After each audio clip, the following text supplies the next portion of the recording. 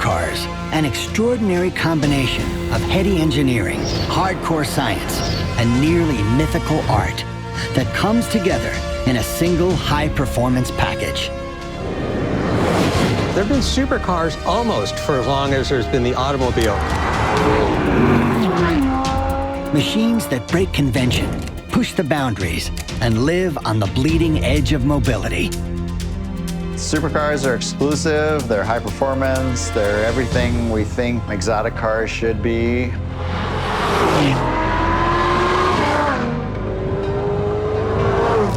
From their primordial forms through their latest and greatest state-of-the-art variants, key bits of kit and crucial tech have transformed motorized carriages into rocket ships for the road.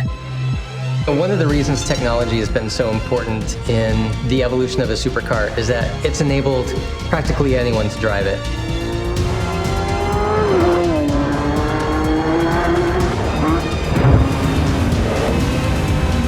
This is the story of mankind's relentless pursuit for speed, the remarkable machines that brave the way, and the amazing evolution of supercar tech.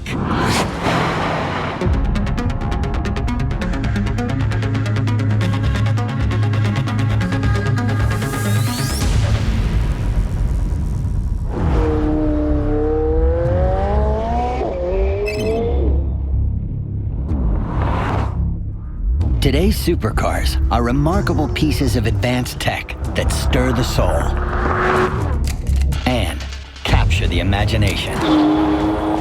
Supercars are these haloed, ideal vehicles. They are things we hang on our walls. They're aspirational.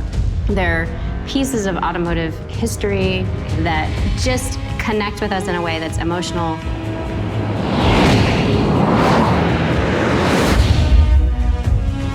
They're machines that live on the bleeding edge, where high-tech merges with high performance in a battle of physics.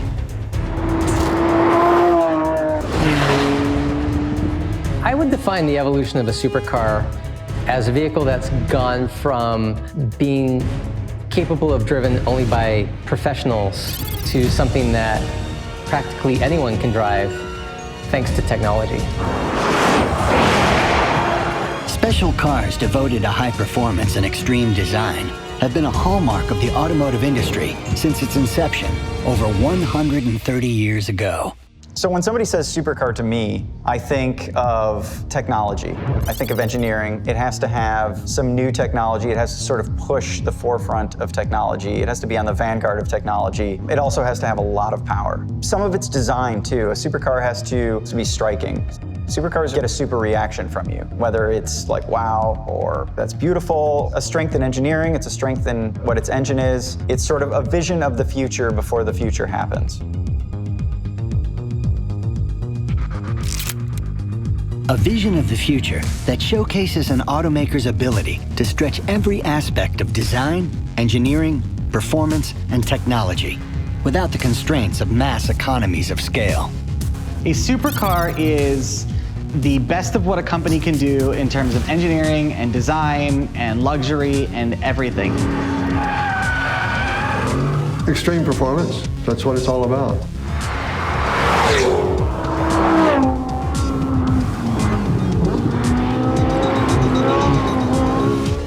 Supercars push the envelope while occupying a realm of pure fantasy.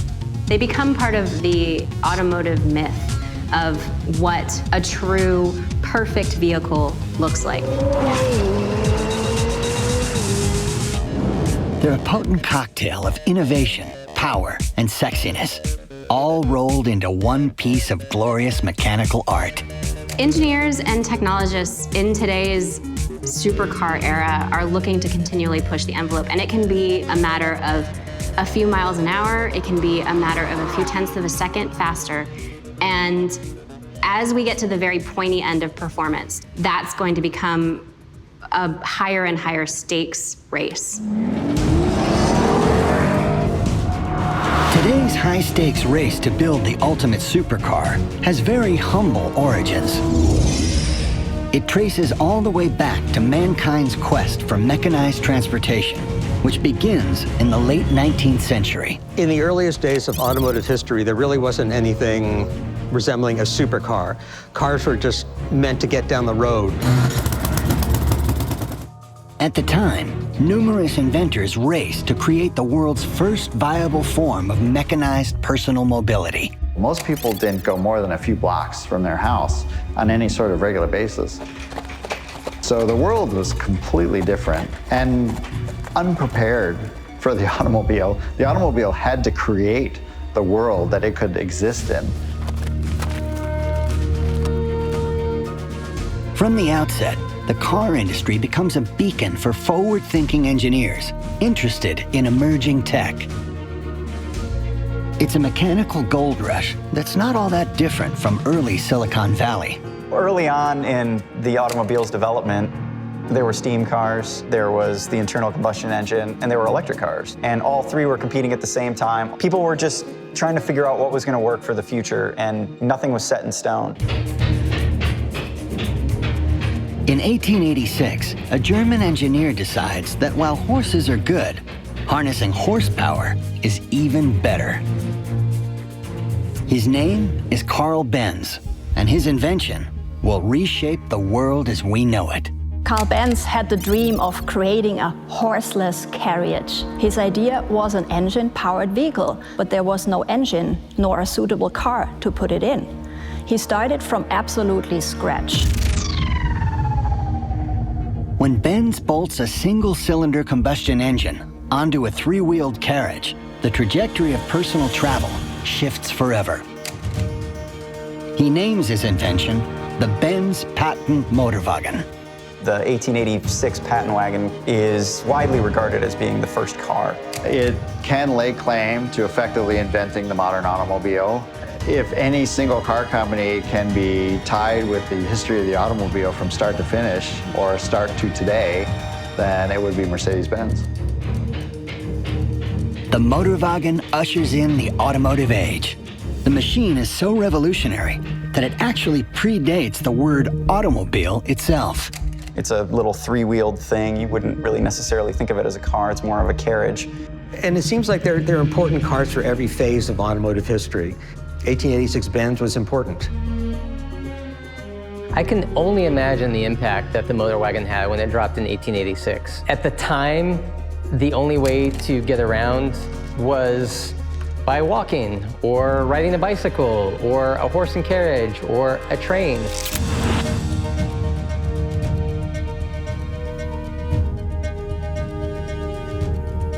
The three-wheeler features a single-cylinder four-stroke engine that makes just 9/10 of 1 horsepower and weighs a mere 100 kilograms.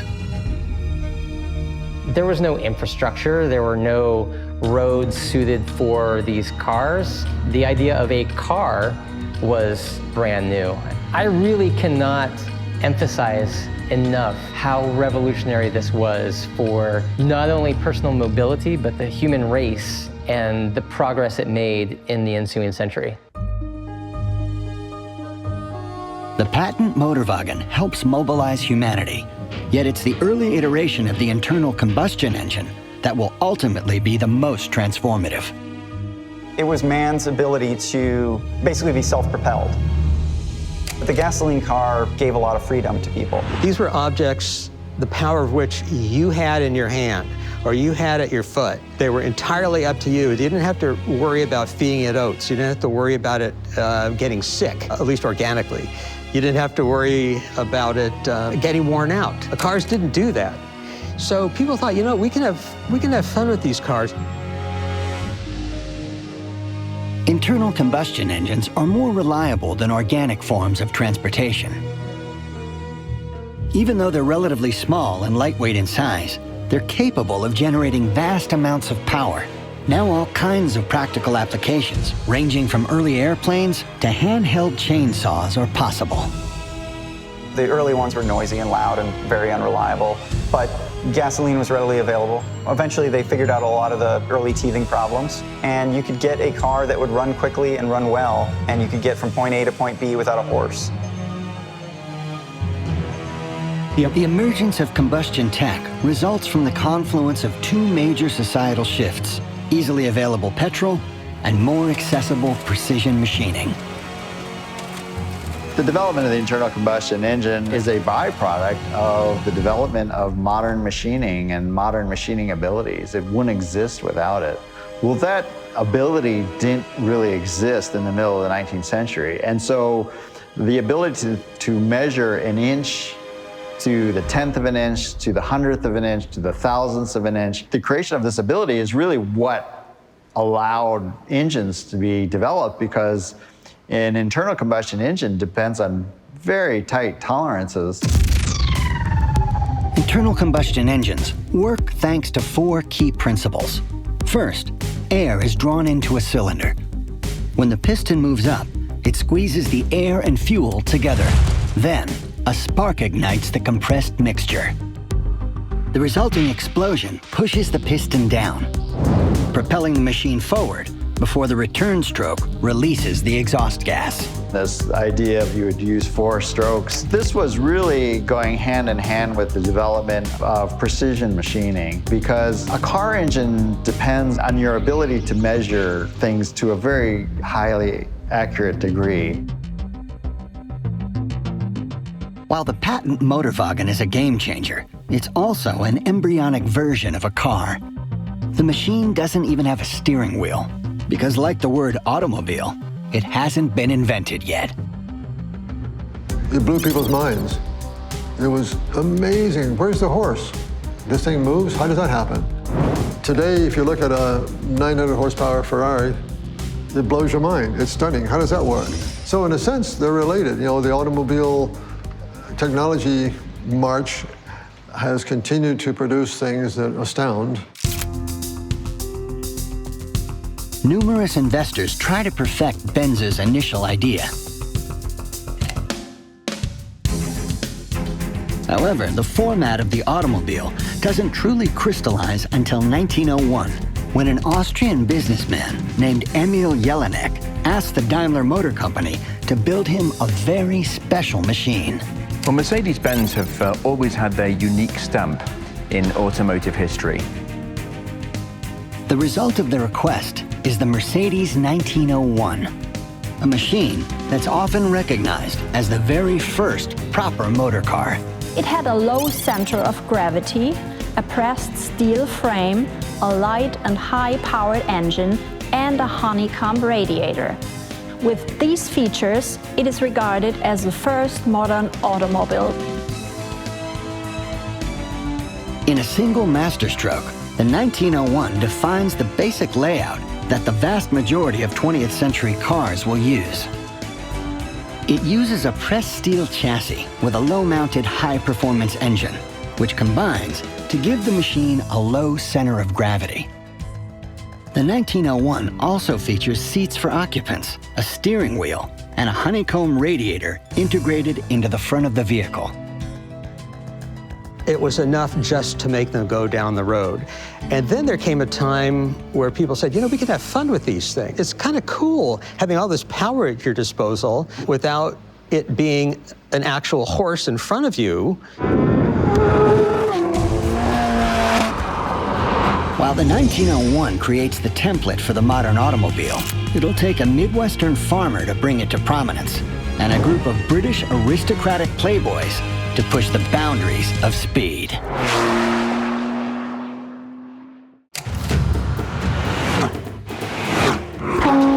Today's supercars are wickedly fast and sublimely engineered high-tech marvels that push the boundaries of our imagination. But that's what supercars are about, meeting one extreme and then taking it to another. And then you meet that extreme and you take it to another.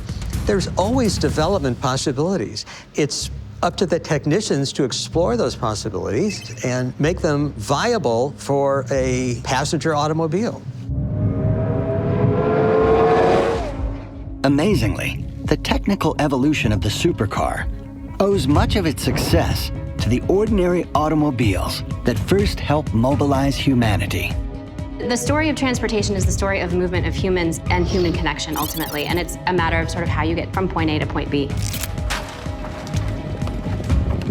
During the early part of the 20th century, Moving great distances by car is nothing short of revolutionary.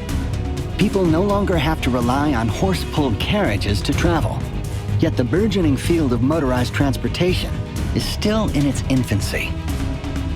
When you go back and read magazines like The Horseless Carriage in 1906, all of the drivers were wealthy by and large because that's the only people who could afford cars.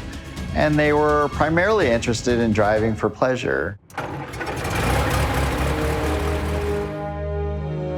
The machine that levels up the automobile forever is the 1908 Ford Model T. The Model T is critical to automobile history. Ford is the company that put the world on wheels. It's easy to make the case that this single machine is the most important car of all time. When the Model T was introduced by Ford Motor Company, it was a huge change in the social fabric of America and the world. It gave the common man an ability to go beyond a 20-mile radius from home. The Model T is the vision of just one man, Henry Ford. The son of a farmer, he imagines a future where everyone can own their very own car. Prior to Henry Ford with the Model T, the horse was the main means of transportation. And that was a constraint, of course, on everyone's lives. But just to think in the morning, I'm going to go see Aunt Mary 100 miles away, you couldn't do it. The Model T made motoring affordable to the average working man. The notion of a family car was born with the Model T. It didn't exist before then. The inexpensive nature of the machine will ultimately help usher in the supercar era. Affordability mattered hugely in the early years because without popular demand for cars, you wouldn't have the infrastructure or the great industries that then went on to produce the supercars. It's all one ecosystem. I would say you absolutely could not have a LaFerrari without the Model T. They are directly interconnected. The Model T also moves the game along thanks to its use of interchangeable parts. At the time, most pieces of a car are individually built, which means each vehicle is completely bespoke. Ford decides to build his parts to exacting specifications that allow them to fit into any number of identical versions of the same vehicle. At the dawn of the automotive age, the earliest beginnings of interchangeable parts, of mass production, these were already underway, and the automobile slotted into that because it's so many parts in a car compared to most of the other machines out there at the time.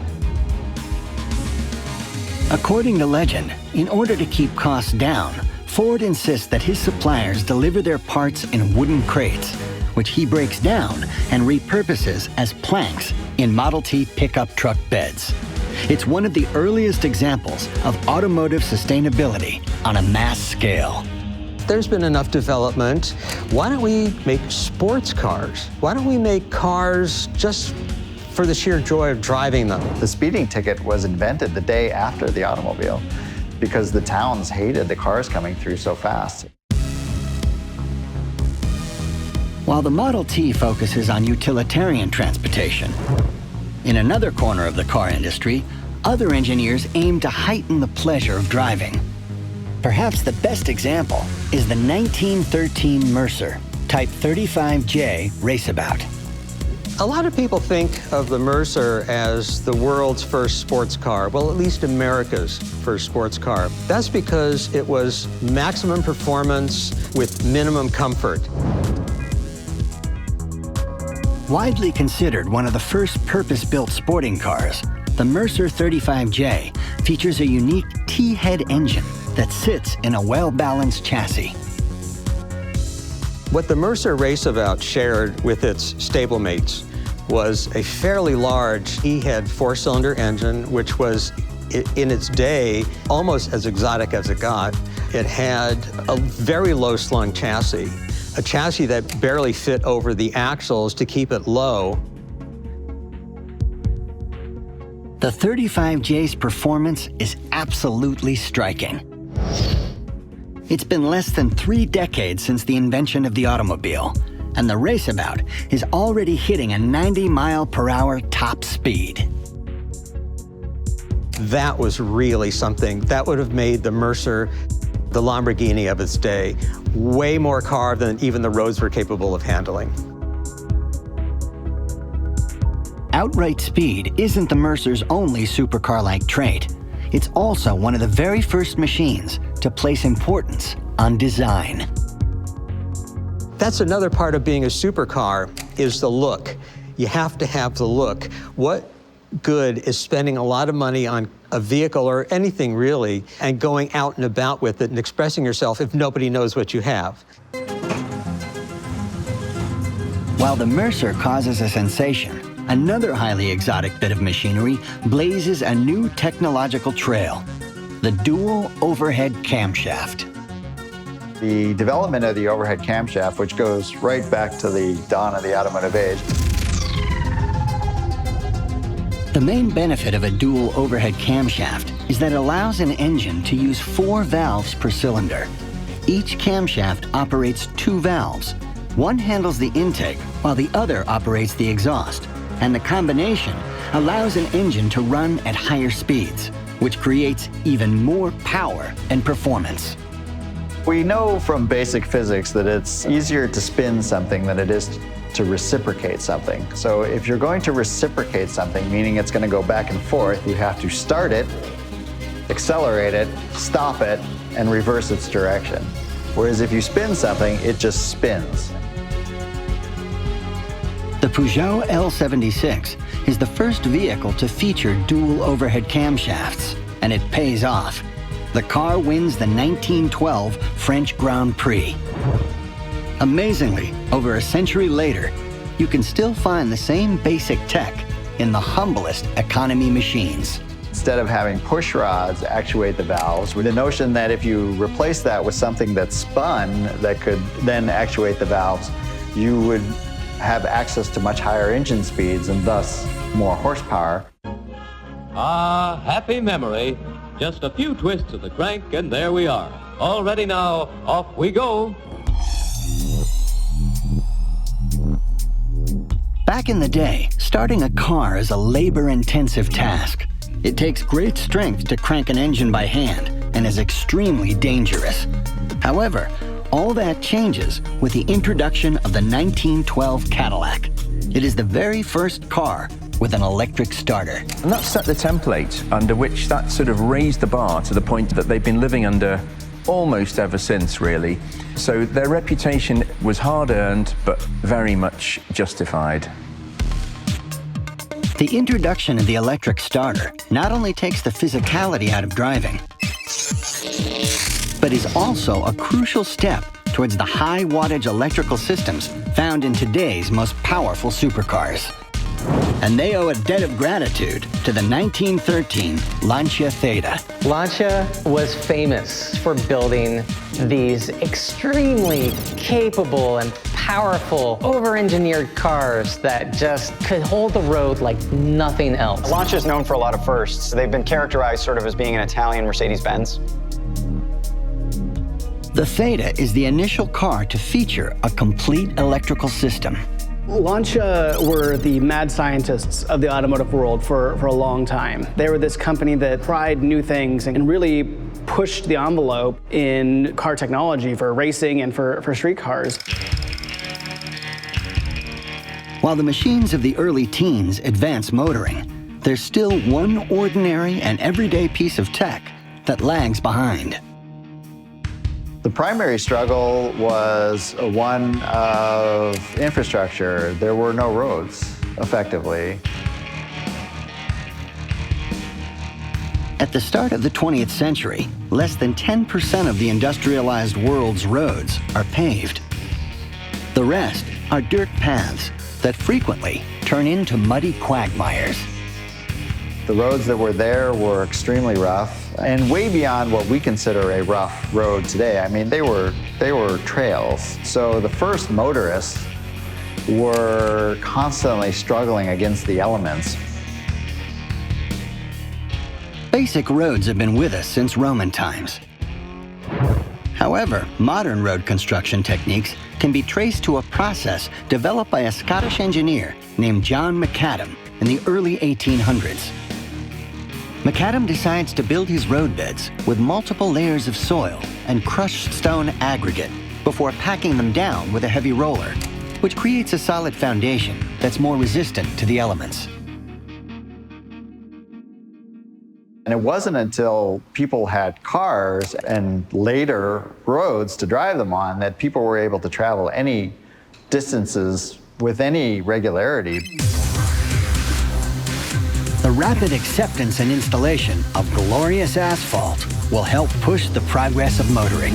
Yet it will take some daring and adventurous pilots to truly drive the evolution of the super sports car.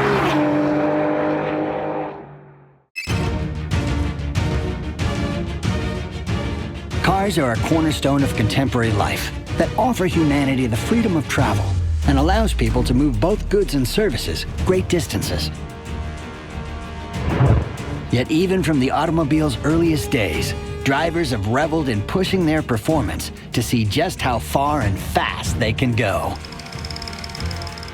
It was very much a kind of this new invention that was really kind of a toy for exploring the countryside, because back then nobody traveled. I mean, if you didn't travel by ship or by train, you stayed in one place.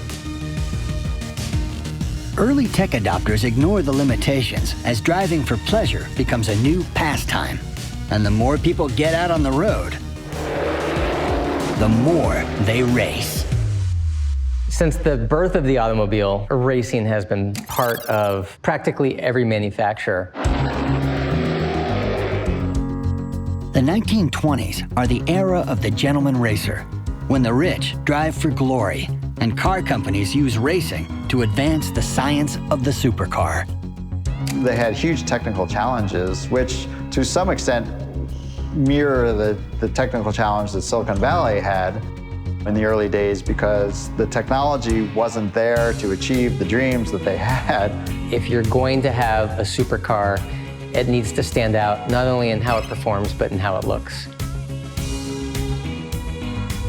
Pushing scientific boundaries in cars is an expensive venture, back then and today.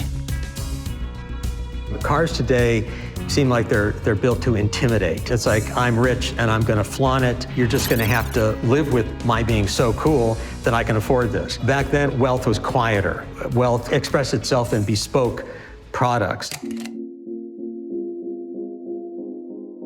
Perhaps the greatest bespoke automotive expression is unveiled in 1924. Some even call it the world's first supercar, the Bugatti Type 35. The Type 35 was the car that put Bugatti on the map. The Type 35 was a Grand Prix racing machine. The Type 35 dominates the roaring 20s like few others. It's one of the most successful race cars of all time. Everything that came before it kind of came together in this cohesive shape, and it was just unquestionably perfect. Really wonderful machine, a great all-rounder, powerful, charismatic, beautiful, fast. The Type 35 stands out as one of the most effortlessly beautiful motor cars ever made, and makes a name for itself thanks to its advanced powertrain. The Type 35 not only had the most fantastic gearbox of all pre-war racing cars, and was so easy to handle and had such a light steering, but it was in its entity, the package, which made it a joy to drive. The machine weighs just 750 kilos and features a hollowed forged front axle to shave weight.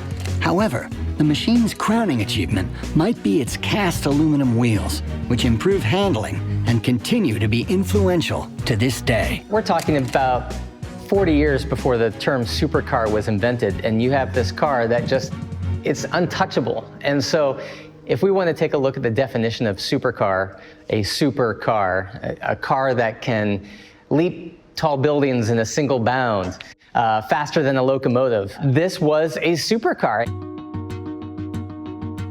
As French racers become a formidable force, a country away, the Germans pursue a different strategy with the Mercedes 28/95. They took an engine that they were making for aircraft, World War I bombers and World War I fighter planes, and they adapted it for automotive use. The machine uses a gigantic supercharged 7-liter inline 6-cylinder engine that generates nearly 100 horsepower.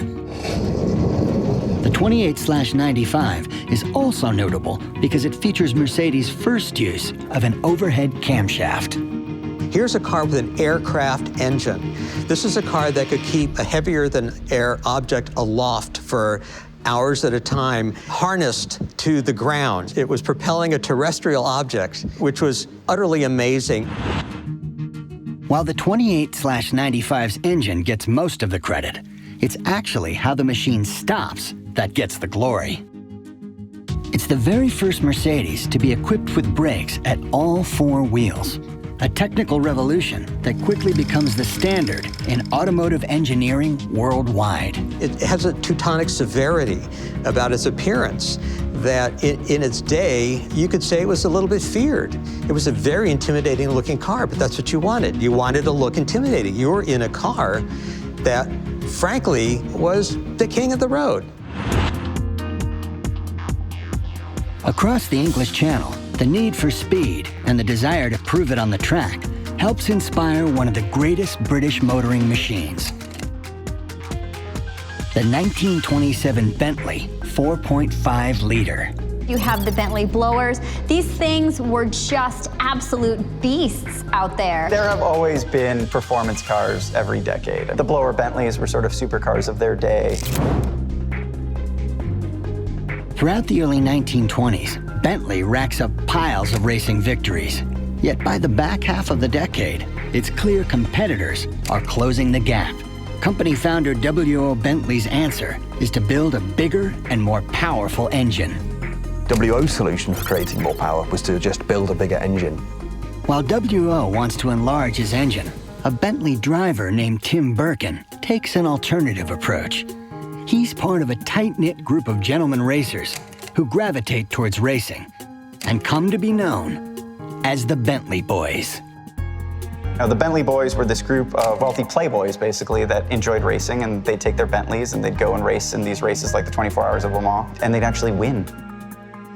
The Bentley Boys took Bentley to racing glory in the 1920s. They drove Bentleys to the limit across some of the most famous racetracks in Europe, including Brooklands and Le Mans. And it was this group of gentlemen racers that really gave Bentley its performance heritage, and they won Le Mans with Bentley 5 times between 1924 and 1930.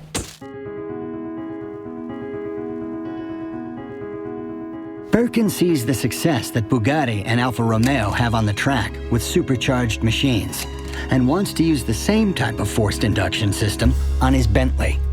The supercharged 4.5-litre Bentley, also known as the Blower, is one of the most iconic cars of Bentley's history. It was created by one of the Bentley boys, Sir Tim Birkin. He commissioned an engineer, Amherst Villiers, to design a supercharger. A supercharger is a mechanical air compressor that increases the pressure or density of air entering an engine. When you force more oxygen into the cylinders, it means there's more potential energy to exploit when ignited. A supercharger is a way to get more air into an engine.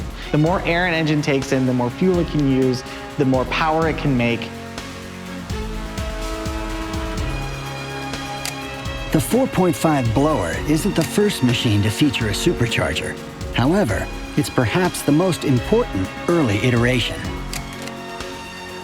When Tim Birkin installs a supercharger on his Bentley 4.5, it creates an additional 65 horsepower and rockets the machine to a second-place finish at the 1930 French Grand Prix.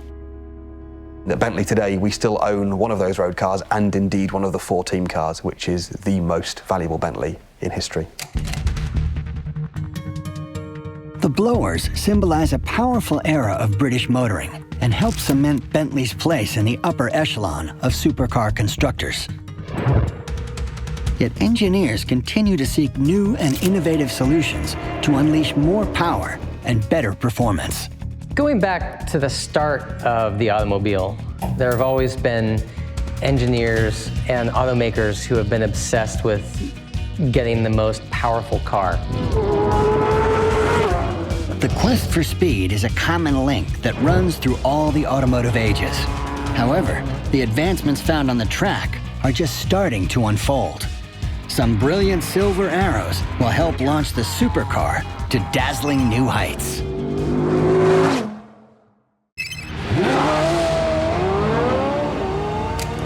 Supercars, machines that lead the way. They're the best of breed, and they offer technical glimpses into the future of four-wheeled transportation. The supercar is just another expression of the feats of human engineering or the accomplishments of human engineering. A supercar is not just one component. It's the artful organization of several components. Although the term supercar isn't officially christened until the 1960s, high-performance-seeking machines have been front and center throughout the entire rise of the automobile. From its early beginnings as a curious invention and across its remarkable evolution, all the way to its permanent place at the zenith of hyper-personal performance. One of the things about supercars is there is an addictiveness that comes with it. It's like once you go to 100, you're like, okay, it's not so bad. It's like your fear threshold gets a little bit further out. They're all just pushing that envelope a little bit further, a little bit further. Today's outrageously exotic machines are technically sophisticated bits of kit capable of exceptional high-speed feats. Yet the logic that underpins them is often based on the remarkable lessons learned at the track in the 1930s. A period of glorious road racing known as the Silver Arrow era. The first Silver Arrow racing era started in the 1930s. It is almost unbelievable, but these Silver Arrows were as powerful and as fast as today's Formula One cars. So you have these really fast German automobiles that the press labels Silver Arrows because of how competent they are at going high rates of speed. The Silver Arrows are born thanks to an arbitrary rule. In 1932 in Paris, Grand Prix Racing's governing body decides to restrict the total weight of a race car to just 750 kilos. Mercedes formed a lot of its reputation by going racing. At the time, racing is a deadly business. Cars reach top speeds in excess of 300 kph and often outrun their capabilities. To reduce the danger, officials decide to create a weight limit. They believe manufacturers will only be able to use smaller, lightweight, and less powerful engines. Only the simple assumption is horribly wrong. It underestimates the continual march of technological progress. These racing cars were way ahead of the time. Two German car companies seize the opportunity. Both Mercedes-Benz and their arch-rival Auto Union, which will later rebrand as Audi, go all in to win. In the 1930s, the Mercedes Silver Arrows were just completely dominant. In 1937, Mercedes-Benz introduces the W125. It uses a supercharged straight 8-cylinder engine that produces a mind-boggling 646 horsepower and is more powerful than contemporary Formula One cars through the early 80s. The machine's primary competitor is another masterpiece of engineering, the Auto Union Type C.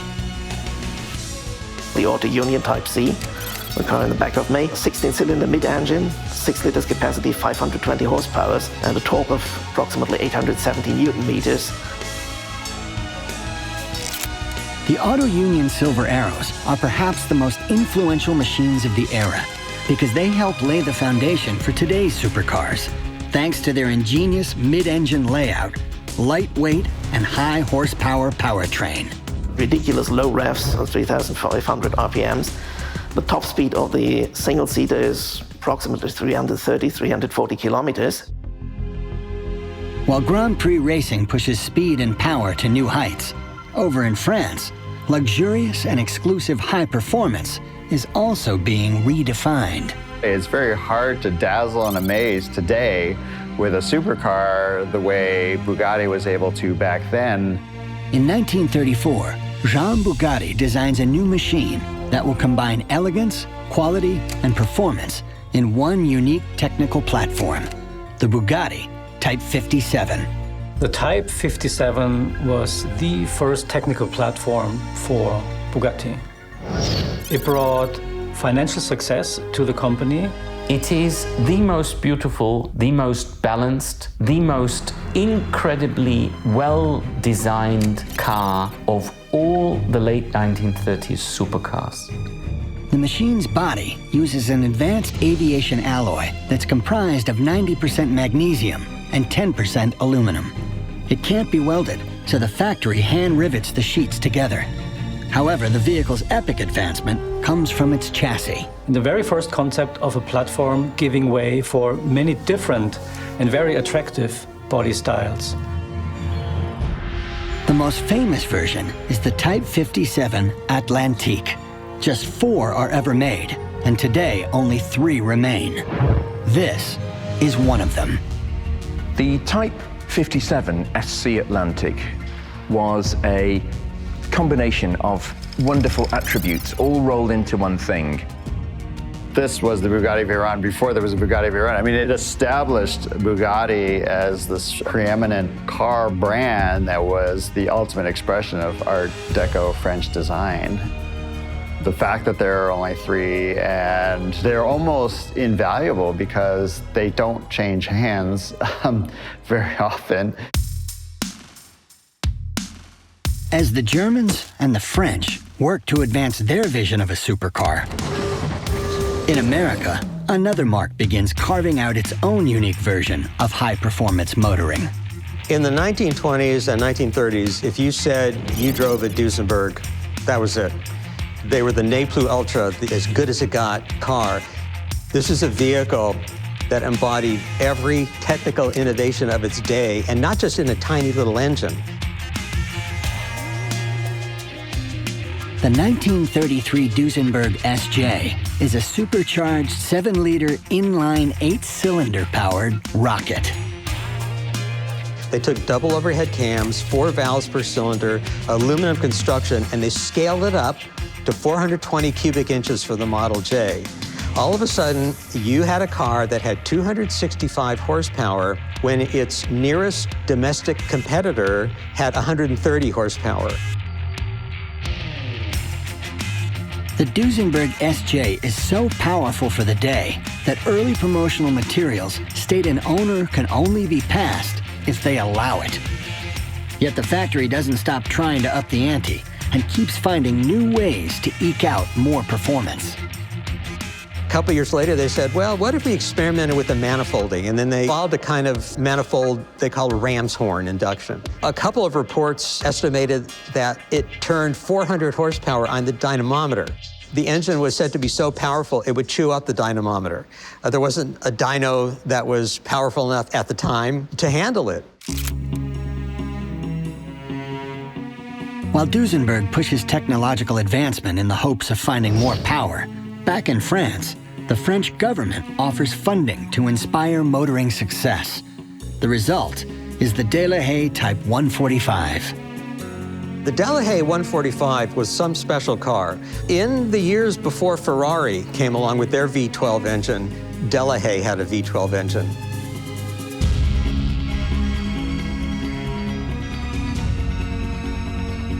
The French government offers 1 million francs to any company that can beat the Italian speed record around a racing circuit outside of Paris. Delahaye answers the call with a 4.5-liter V12 powered Grand Prix racer. V12 engines became darlings of the performance world because you had so many more power impulses per revolution of the crankshaft. And that greater quantity of power impulses gave a smoother delivery of power, more consistent power, and ultimately greater power.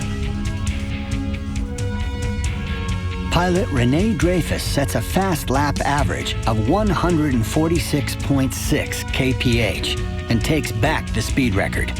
Yet the machine's story is far from over. After World War II, Henri Chaperon, a coach builder, got a hold of a couple of pre-war Type 145 Grand Prix chassis and said, you know what, let's make these road cars.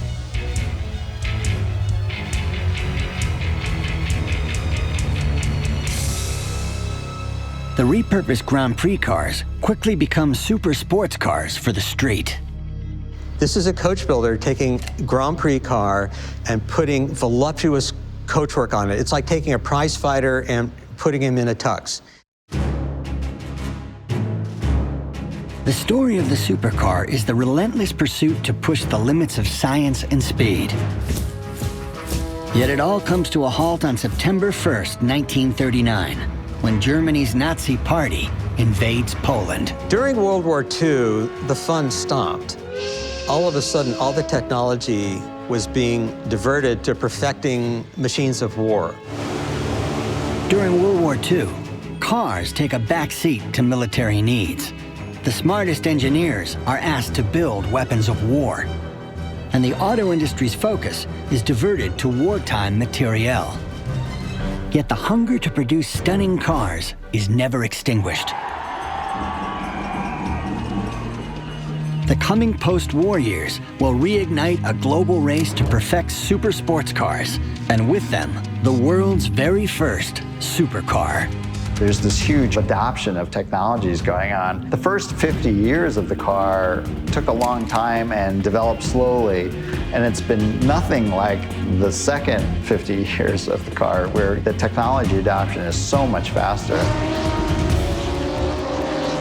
The search for speed is a hallmark of motoring throughout the ages. The foundation that early automotive pioneers forge changes society and sporty cars, which will one day be rechristened as supercars. The ultimate example of mankind's need to explore the limits of high-performance automobiles.